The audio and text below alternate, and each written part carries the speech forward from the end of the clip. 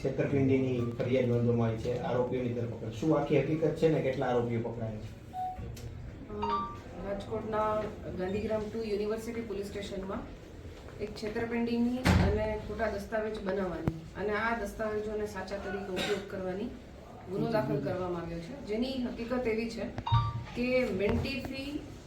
ફિન્સર્વ private limited કરીને finance company છે, એની રાજકોટની બ્રાન્ચ મેનેજર, સેલ્સ મેનેજર અને એની થર્ડ પાર્ટી ઇન્સ્પેક્શન માટે જેને કોન્ટ્રાક્ટ આપેલો છે એવી ફોર્મલિક એન્જિનિયર પ્રાઇવેટ લિમિટેડના અધિકારી, આ 3 અને સાથે સાથે 13 જેટલી પ્રાઇવેટ કંપનીઓ છે જેના ઓનર આ બધાએ મળી અને જે મશીનરી હોય અલગ અલગ કંપનીમાં એ મશીનરીના ખોટા બિલો બનાવી એને જે ફાઇનાન્સ કંપની છે એમાં રજૂ કરી અને એનું થર્ડ પાર્ટી ઇન્સ્પેક્શન કરાવી અને આ જે કંપની છે એના નામે આ 13 કંપનીઓના નામે અલગ અલગ જે એના ઓનર છે એના દ્વારા લોન પાસ કરાવવામાં આવેલી છે.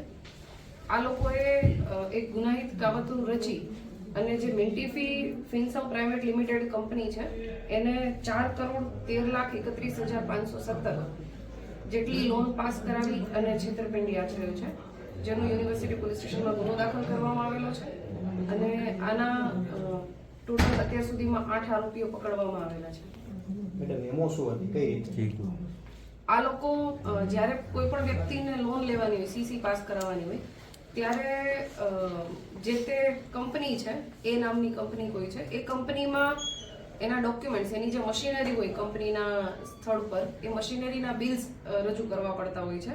જે